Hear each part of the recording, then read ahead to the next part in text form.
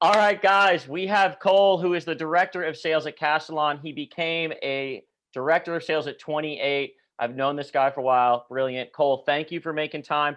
I'd really love to start with your journey. You graduate college, you start in the exercise field. Obviously, you're tall and jacked, and that's what we're all going for. Walk me through a little bit of, kind of your first move into sales, what made you move into it, and let's take it from there. Yeah, well, thanks first of all for having me. I think my story is pretty common, at least in the get go, right? I was a collegiate athlete, played sports throughout college, um, was got a general business degree, and so I didn't really know what I wanted to do outside of sports, which led me into a very known field for me in the sense that like I got into as a personal trainer, training people to be healthy, to be fit, achieve their goals and their health and fitness success. And the reality was that as I got into that field for 2 years, I met a lot of great people. I had a lot of great clients, and a couple of those really drove me to get into sales because, admittedly, when I got out of college, I didn't want to get into sales. So I had I call him a quote unquote mentor, Carson Hostetter, that was a client of mine as a personal trainer that is the now enterprise VP at Ring Central. And, he really drove me to push for more. He's like, Cole, you're doing great at personal training, but have you ever thought about getting in sales? He started out as an engineer, and he realized that a lot of the skills that I had that were tangible in what was making me successful as a trainer would relate to having a successful career in sales. Knew that I wanted to make more money, and that would be a good way to do it. And so spent 2 years doing personal training, and then got into software sales, and I've done everything, just about everything you can imagine since then: BDR, SDR, AE, managing BDR SDRs, and then now ultimately leading a sales team of account executives. Yeah, and let's go all the way back. So you went to Market Source first, SDR at Market Source, and then you cut your teeth on that, and that's just you're just calling all the time. Is it like a classic SDR? Because this is back in 2016. So kind of tell me what that was. Yeah, very very classic inside sales SDR, was selling Jabra headsets. So if you're in SaaS sales, you probably either have Jabra or Plantronics headsets at work. But yeah, cold calling, cold emailing. Obviously marketing provided some of the copy, but we were basically an outsourced inside sales firm for organizations like Jabra, to follow up on leads. And so I cut my teeth for about 6-7 months in sales there, just to kind of learn the ropes, learn Salesforce, and then was ready to move into an organization with a little bit different culture, and ultimately start growing my career. Yeah, and so that move was over to SalesLoft. So you get Yeah, the yeah. SDR role at SalesLoft. What were the metrics like there? Was it the same type of thing at Market Source where you're just hitting the phones all the time, or is it account based marketing and you got some email outreach too, or kind of what was the setup like? Yeah, great question. I mean, when I first started at SalesLoft, that was I think when ABM, account-based marketing, became popular. So very much activity-based, but more targeted, right? Like we each were given target accounts every quarter that the SDRs would work on based on our ICP, ideal customer profile. And then we were working top down from there. And obviously at SalesLoft, selling to sales leaders, it was everywhere from CRO to VP of sales down to even the SDR manager there. And very similar to most SDR roles, it was primarily outbound. We were about 85% outbound, 15% inbound, and doing about 100 150 activities per day between phone calls, emails, and LinkedIn activities. Yeah, and you were there for a while. What before you moved to SaaS Optics? So what made you want to kind of make that jump from SalesLoft to SaaS Optics? Yeah, I think like much like many SDRs, at an early age, you just get the itch, right? Like you're young, you're impatient. Admittedly, probably wasn't very coachable, which is obviously something that a lot of people look in sales reps. And really just it got to a point where I was getting the itch to make a move, and was impatient, to be honest with you. And so I made the jump to SaaS Optics because at the time there was a director of sales there, Margaret Winiger, who had been at SalesOft previously, that I spoke to about joining over there, and the plans that we had to grow the sales organization at SaaS Optics, who was a slightly earlier stage. They were kind of the Series A, whereas when I was at SalesOft, we were in the Series C kind of stage. And so it was kind of going back to my roots of an early stage, venture capital growth SaaS company. Yeah, talk to me about the coachability thing. So is that a trend that you've noticed that, SDRs or people starting off, they say they're coachable, but they're like definitely not? And then, if so, why do you think that happens? And how do you look for it, or, how do you talk around it? Yeah. I don't know if it's consistent. I was just probably a Or is little bit that more. just you because you're I stubborn? was just a little more of a problem child and a little more stubborn. But no, I think that everyone intends to be coachable, right? Like I don't think anyone goes into it intending to be stubborn. But the reality is that change is uncomfortable and change is hard. And so therefore, when you ask someone to do something that they're uncomfortable doing or not used to doing, it's hard to kind of take that in full swing and really go headstrong at it. And so I struggle with that. I mean, I think a lot of SDRs, BDRs struggle with call reluctance and picking up the phone and making cold calls. I definitely struggled with it in my career.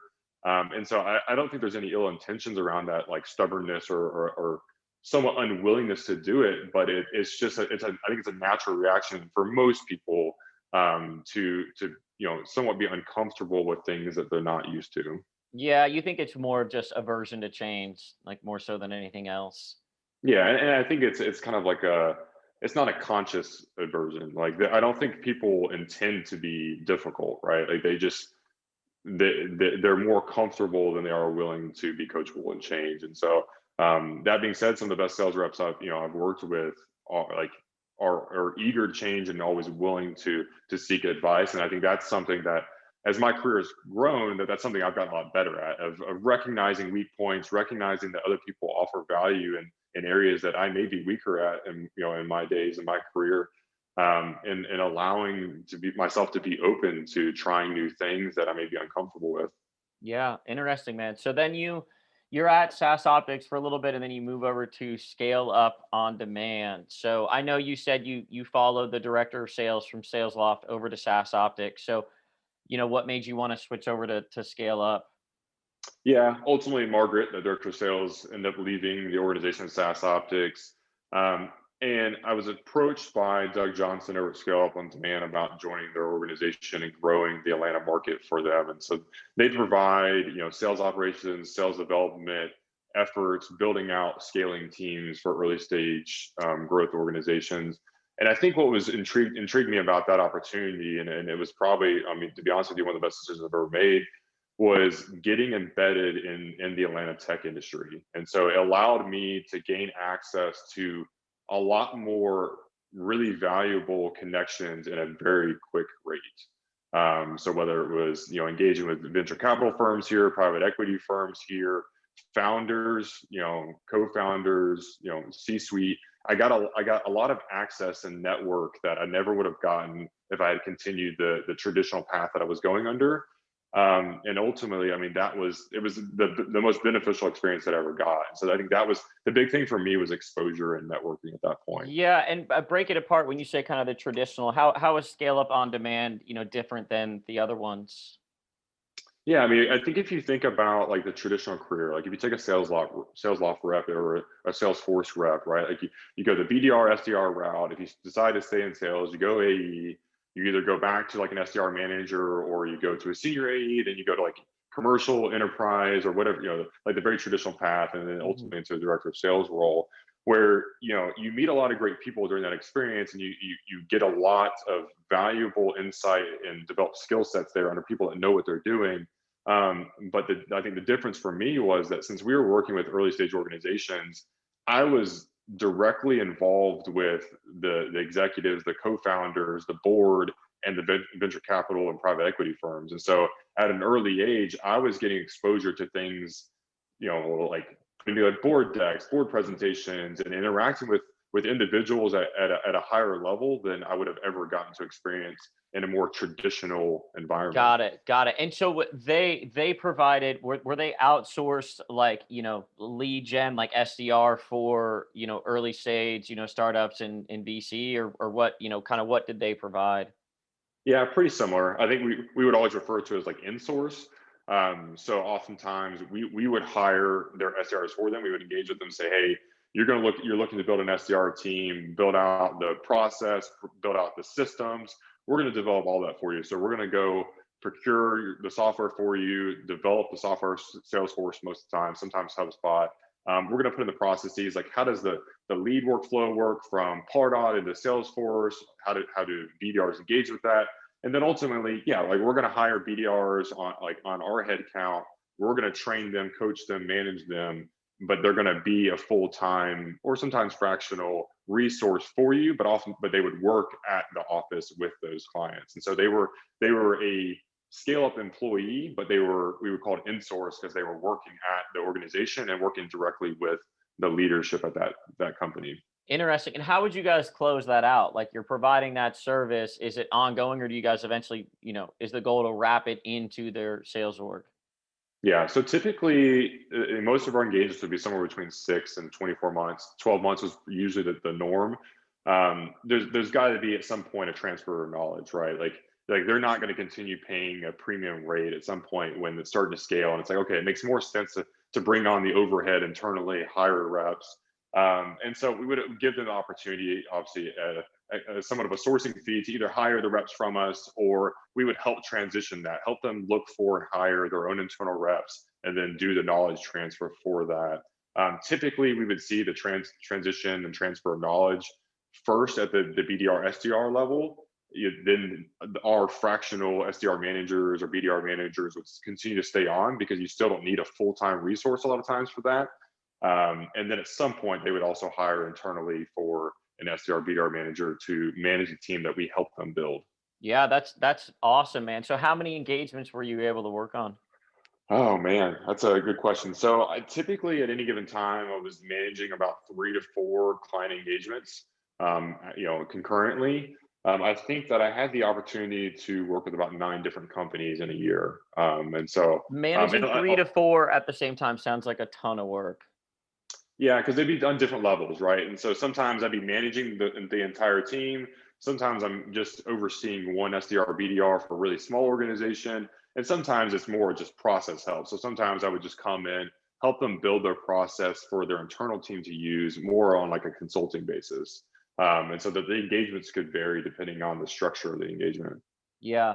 And for people that are listening that are on their sales growth path, is that something that you would recommend for someone? And if so, why? I think it just depends, right? Like I think that there's 2 different types of people. Like people that prefer something that is more stable, they're more risk adverse, and that they appreciate a level of stable, a stable nature. And there's people that are less risk adverse, that are curious about what they can do with their career, and are willing to expose themselves to something new to see if it can be more. And so what I would say is I think that as most sales reps look at what's important to them based on their personal life and their home life, if it's in a stable environment and having a steady income and knowing what 9 to 5 is going to look like, and having kind of segregation of work and personal, I'd say no. It's not like that type of role is not a good fit for you. But if you're an earlier stage, professional like I was, and you're really eager to grow into a larger career, a bigger role quicker, then I think it's definitely an opportunity that I would suggest that you take a look at, because it definitely gives you the opportunity to grow at a much faster rate. Yeah. And then you made you alluded to the separation between work and personal. So would you say when you take that path, it's like you're on email at like 9 o'clock at night, just all the time, or what's the deal? Yeah. I think most sales reps, that's the case anyway. But yeah, I would say that even more so, obviously, when you kind of alluded to, right? Like if you're in 3 to 4 client engagements, I may be in meetings from 8 to 5, but the reality is that means I've got 4 different teams that are now communicating with me, needing things from me during and after work hours versus one. So naturally, it is going to eat in a little bit of your personal time, and it's hard to control. Yeah, I can imagine that. It's like your real break in the day is like you get off, and then you get in a quick workout, and then it's back to covering things like an air You traffic get the control. workout in the morning, otherwise you don't get it done. Oh, really? It's just like Yeah. you're so caught up. Yeah, got it. Were you able to do that, by the way? Because that's waking up early and working out. I don't know, man. It's hard. My heart rate doesn't want to go that fast that early. Yeah, I think I struggled with it early on. You know, Becky, my wife, Yep. she's a morning person. I'm at least historically wasn't a morning person. But once I got into the routine of it, yeah, it's you feel so much better. You've got energy at work. Your thoughts are more clear. I found very quickly that the mornings that I worked out, like I was much more productive, much more successful, and I could probably get the same amount of work in a 6 hour day that I would typically do in like 9 hours, in much more clear work. And so it definitely took some time to transition into being more of a morning person, but it was probably one of the most beneficial things I've ever done for my professional career. Yeah, and so that's interesting. So you're like, hey, just get it in the morning, and then from there on out, like it's just work mode until I can, close, decompress for a little bit, get a good night's sleep, and then back at it. Yeah, basically. Yeah. I mean, because what I found is working out's important to me. We talked about how like I like to stay fit. I was an athlete, and I perform differently at work if I don't get that. Like it affects me physically, it affects me mentally. And so what I found is that if I allow, much like many people, I allow my day to just occur and things to happen to me, and I, take more calls, more meetings.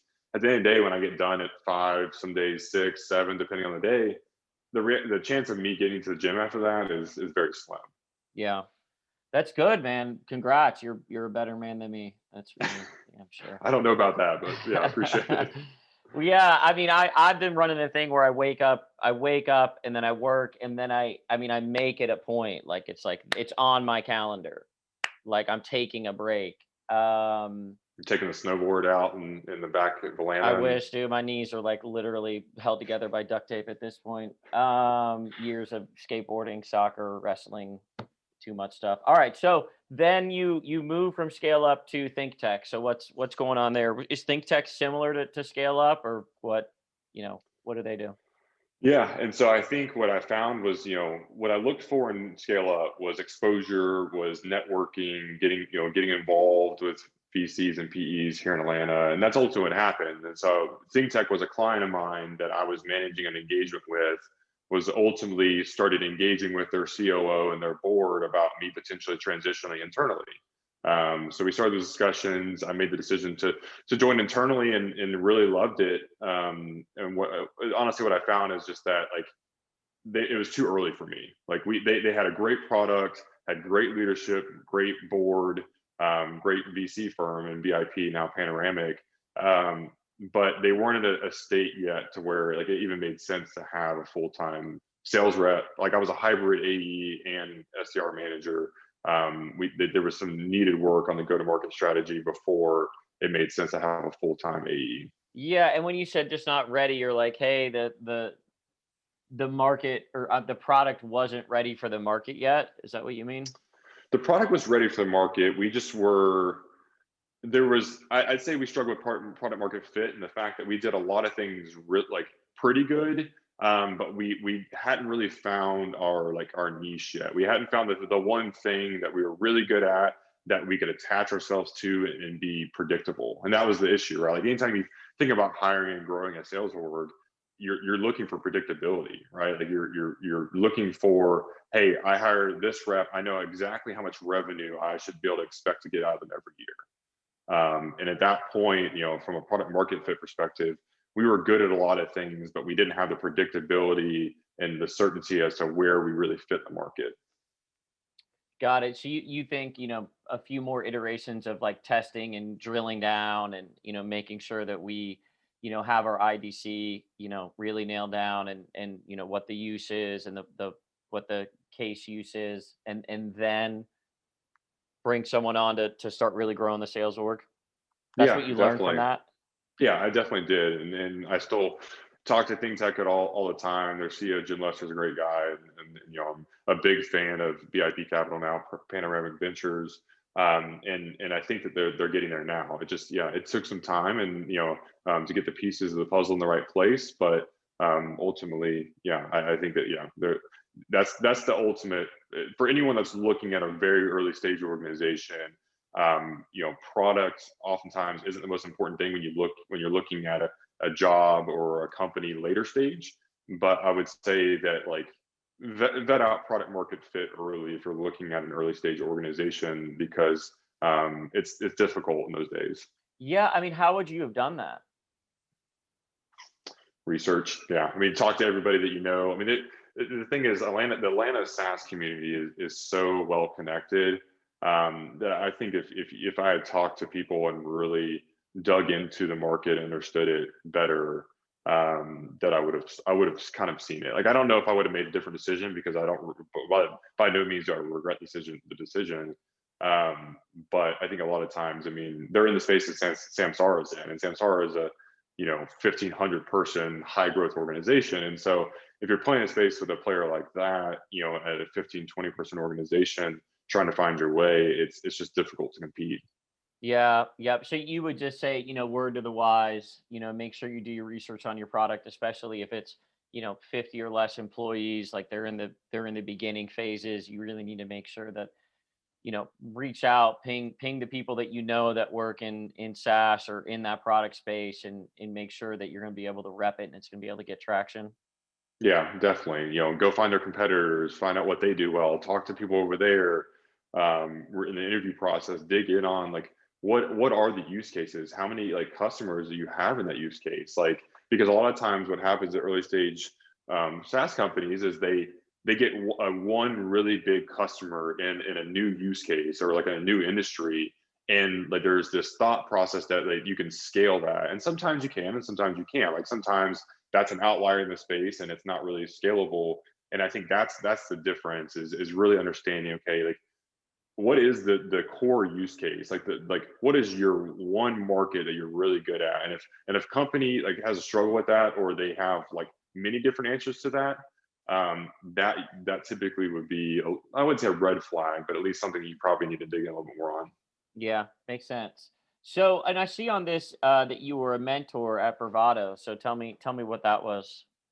Yeah, it was a great experience. I didn't do it for long, but it was an interesting experience in the fact that, similar to what we're talking about right now, like, I learned a lot in my first 3 years in SaaS sales, because I admittedly went through quite a few jobs, met a lot of people, and I had a lot of different experiences, in the sense that I wanted to give back, and really help others that were entering that journey navigate that journey, like what to look for, how to interview, how to position yourself, how to how to be a successful SDR BDR when you get into sales, because that's always the entry level role.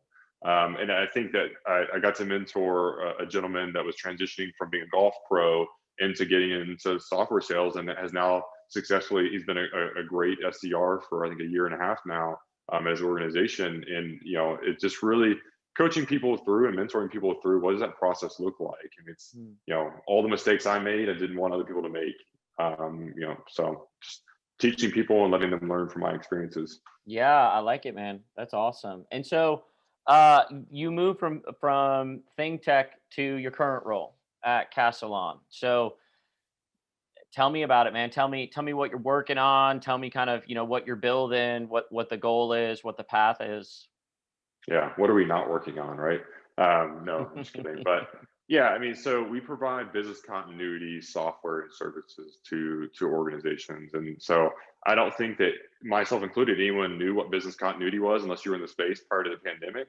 I still But don't know what it is. So, yeah, yeah. So we'll talk a little bit about that, but we'll get into more of the meat of it. But we provide software and services, which the services, are consulting services, managed services, and software services to really any organization that's trying to protect their business. So, like, organizations face disruptions, whether it's the pandemic, power outages for healthcare organizations when the hospital goes down, and they have to put in plans in place to recover from that. Like, how do we recover from all these scenarios that could impact our business and the products and services that we deliver to the market? And that's where we come into play. So they use our software and our expertise to be able to plan for disruptions, be able to protect themselves against disruptions, and ultimately reduce the risk of them occurring. And then when they do occur, react and recover faster, so the impact is lesser.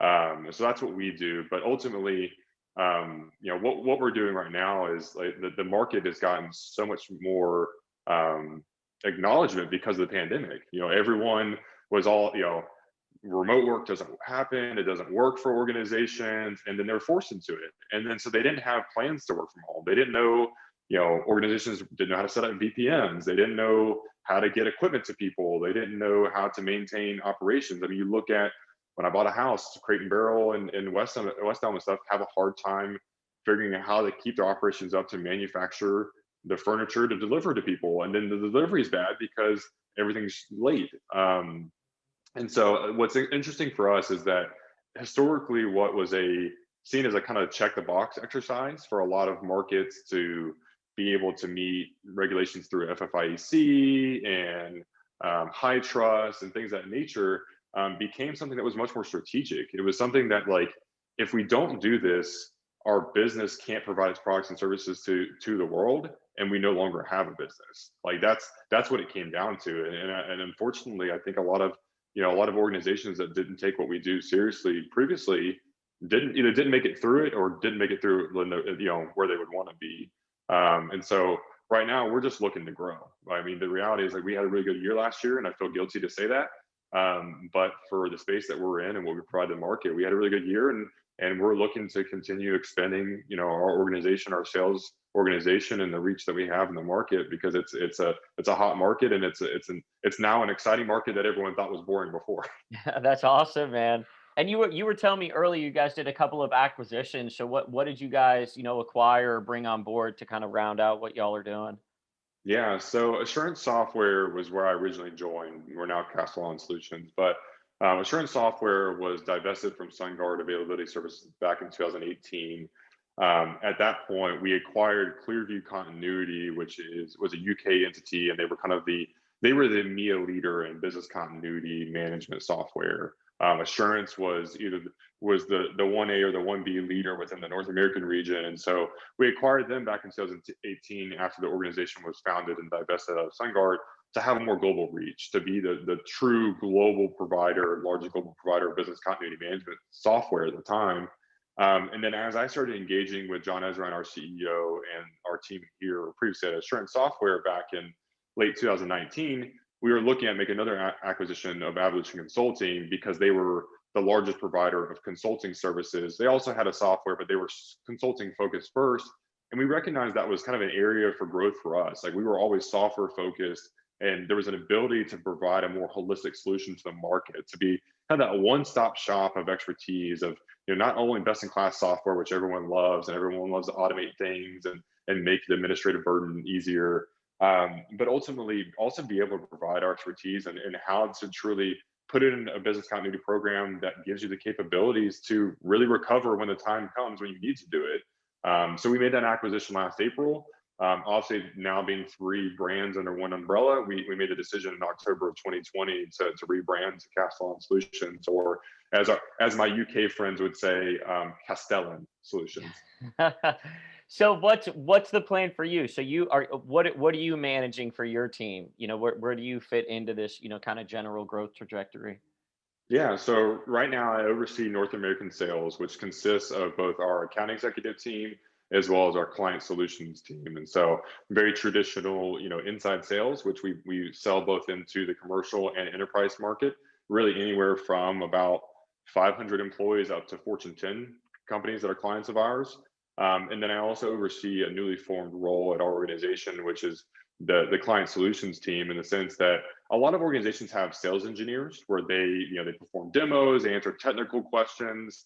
But what we found was that there was actually a lot more value in providing this consultative approach to prospects to help them really understand where the gaps were in their program based on our expertise. And so we founded this role of client solutions to provide resources in the pre-sales effort to help people really formulate a roadmap to success. Not only look at software and how that could benefit your program and automate it and give you insights into it, but really think holistically and pragmatic about how to improve your program, which ultimately improves your ability as an organization to recover.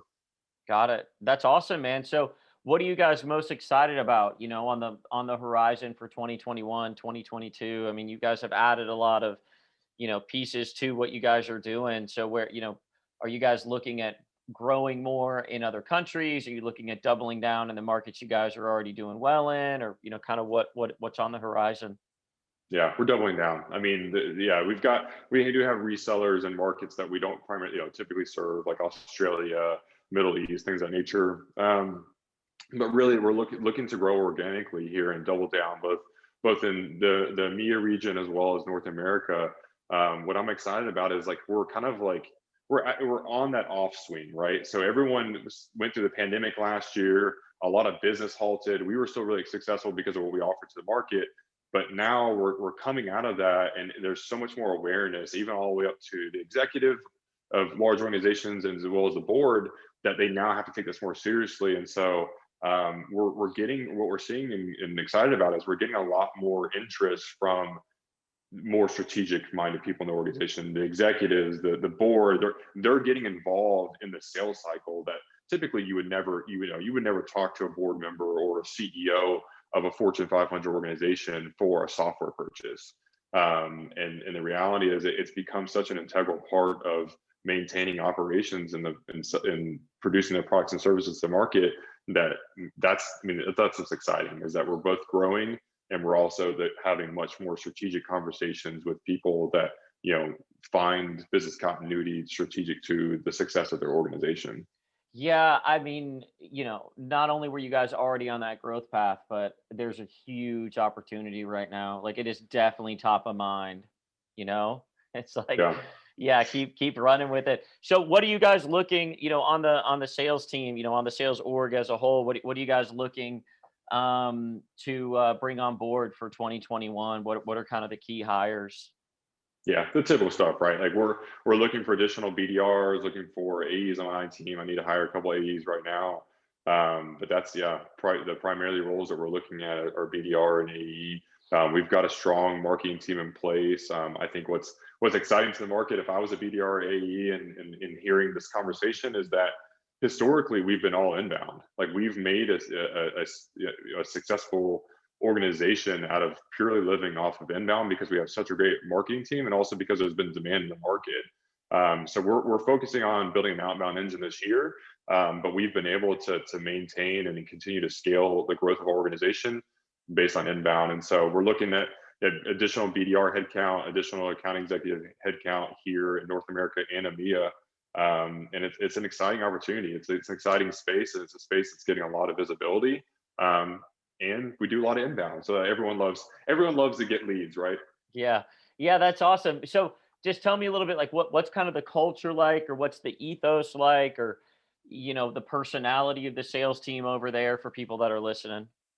Yeah, I think what's really interesting and exciting with the organization that we have at Castellan is that although like we're a very stable organization that has a lot of ARR and a lot of revenue, we function pretty flat. Like the organization, like you've got a lot of exposure to our CEO, our COO, and so you get something that you don't typically get at an organization of our size. And so the culture is very much, I'd say it's kind of a blend of like a hyper growth SaaS company and a more corporate environment, in the sense that you've got the stability of what people would be really excited about in a larger, more established company, but also the agile nature of a more growth oriented mindset organization.